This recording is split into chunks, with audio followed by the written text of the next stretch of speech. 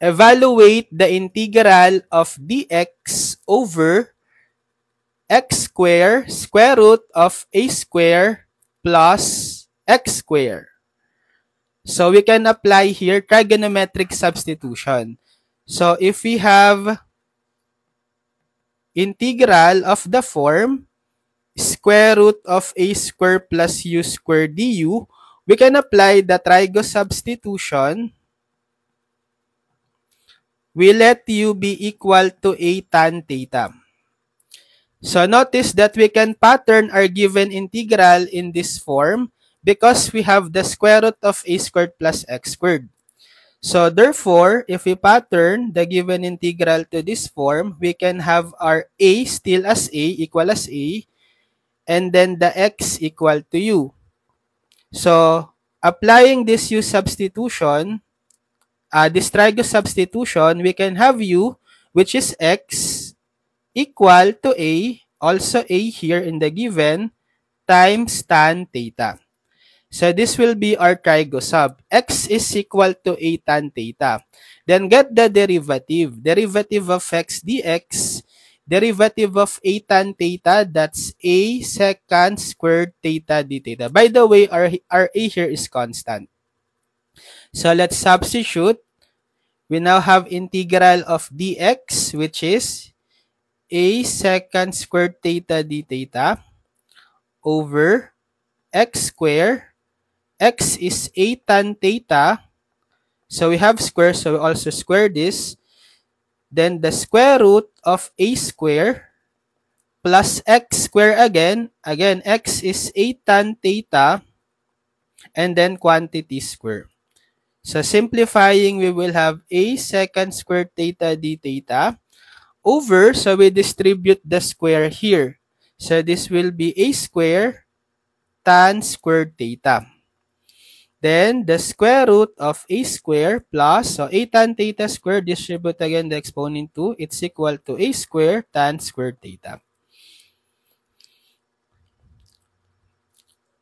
So it's equal to a secant squared theta d theta over a square tan squared theta, square root of, we factor out the a square.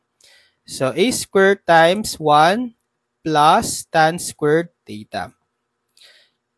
So integral of a secant squared theta over a squared tan squared theta times the square root of a square. We apply Pythagorean theorem, a Pythagorean identity. 1 plus tan squared theta is equal to secant squared theta. So we have a secant squared theta d theta over a square tan squared theta. So we can now extract the square root of a square and secant squared theta because they are perfect squares. So the square root of a square is a. The square root of secant squared theta is secant theta. So we cancel common factors on the numerator and denominator. So for the constant a, we can cancel out this one. For the secant theta, we can cancel out the secant theta with the secant squared theta. So we still have first power of secant theta on the numerator. So we are left with secant theta d theta over a squared tan squared theta. So how can we evaluate this integral? We transform in terms of sine and cosine first. So we know that secant theta is equal to 1 over cosine theta, right? By the way, this 1 over a squared, since it's just a constant, we can put it in front of the integral. So we can have 1 over a squared integral of, so again, the secant theta, that's equal to 1 over cosine theta. Then this tan squared theta, in terms of sine and cosine, that's equal to sin squared theta over cosine squared theta. Now, since we're dividing fractions, we will copy the numerator 1 over cosine theta times the reciprocal of the denominator. So the reciprocal of sin squared theta over cosine squared theta is cosine squared theta over sin squared theta.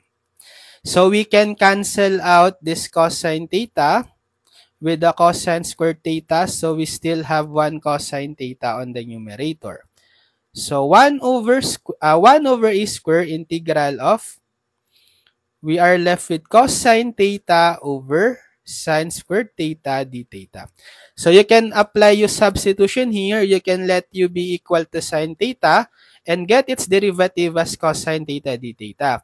But I will just manipulate this cosine theta over sine squared theta as cosine theta over sine theta times 1 over sine theta. Because applying trigonometric identity, cosine theta over sine theta is what?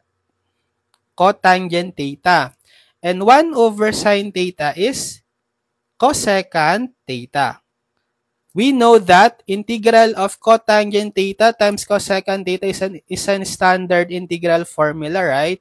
Which is equivalent to negative cosecant theta. So we have 1 over a squared times negative cosecant theta plus c, or negative 1 over a squared cosecant theta plus c. But we are not done yet. We need to transform back the cosecant theta in terms of the original variable x. So we will go back to the substitution that we had. We let x equal to a tan theta, right? So we will create a reference right triangle based on this substitution. So we divide both sides by a so that we will have a ratio for tan theta. So x over a is now equal to tan theta. So if we compare the definition of tangent theta in SOHCAHTOA, tan is TOA, opposite O over A adjacent. Comparing the definition of tangent to the given ratio, therefore, the opposite to theta will be x and the adjacent to theta will be a. So, creating a reference right triangle.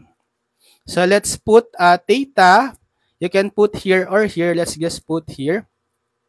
So, we know that opposite to theta is x. So, what side of the right triangle is the one opposite to theta? So, this is the theta. Opposite to theta is this side. So, we label it as x.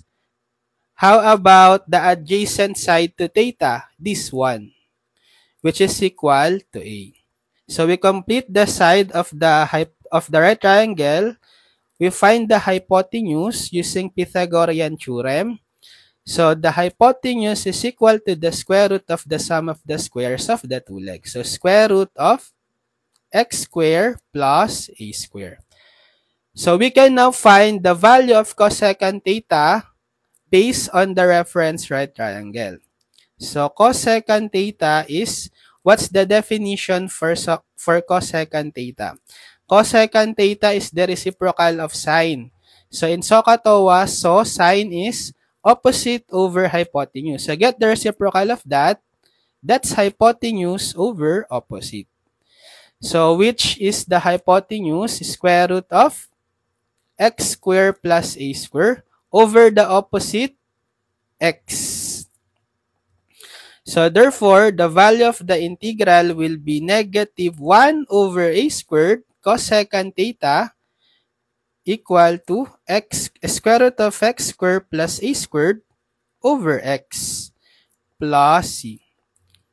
Or multiplying this, we will have negative 1 times square root of x squared plus a squared. It's just square root of x squared plus a squared over a squared times x. That's a squared x.